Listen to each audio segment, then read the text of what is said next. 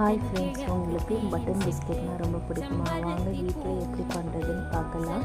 Butter, powder sugar, salt இது ரெண்டுத்தையும் நல்லா மிக்ஸ் பண்ணிக்கலாம். நல்லா க்ரீமியாக ஆகிடணும்.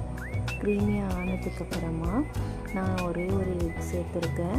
அதோட வெண்ணிலா எசன்ஸும் சேர்த்துருக்கேன். இப்போது இந்த பட்டரும் எக்கும் நல்லா மிக்ஸ் ஆகிருக்கணும். மிக்ஸ் ஆனதுக்கப்புறமா மைதா மாவு எடுத்து சலித்து நம்ம இதை வச்சு மிக்ஸ் பண்ணிக்கலாம்.